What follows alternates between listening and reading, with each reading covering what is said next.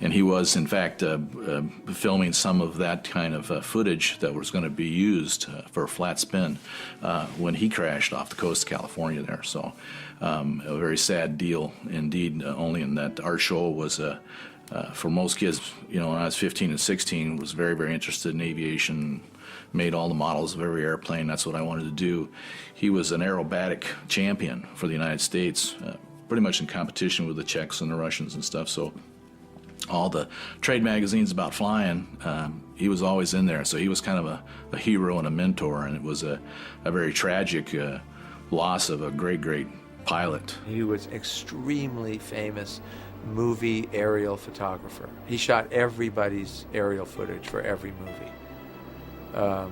And when you're in the movie business and you need stock footage of flying, almost every piece of flying stock footage he shot.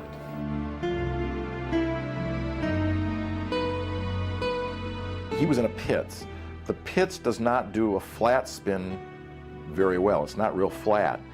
It does an inverted flat spin very well. The airplane, when it gets inverted, will be almost level, and it will show land, water, land, water. So his idea was he was going to take his pits, go up to altitude, put a camera in it, go into an inverted flat spin, just do the sequences, just take film, come out of the flat spin, we'd take it and we'd just invert it, and it would become just regular flat spin stuff, and we'd get water, land, water, land, water, land. It was really a non-event off Encinitas.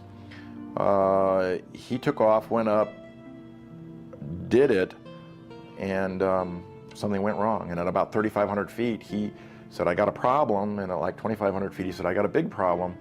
And it went on into the water, never came out of the spin. There was a follow plane behind him that was also worked for him. And they followed, he went down through some clouds, and they followed him down through the clouds.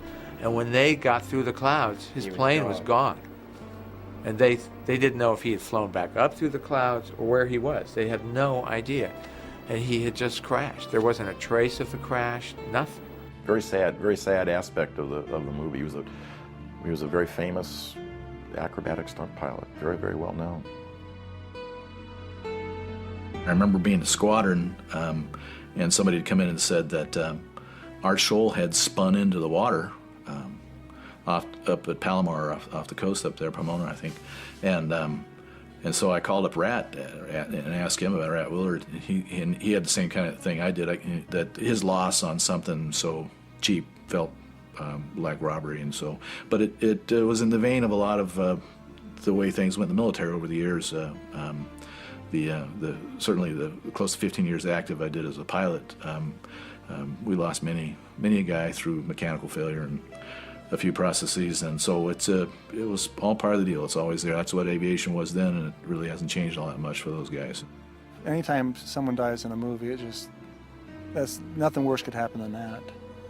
And we were all really saddened by it. And he was really, he was a real thing. He really done some stuff, and the film's dedicated to him. You know, it's really sad. It's really sad.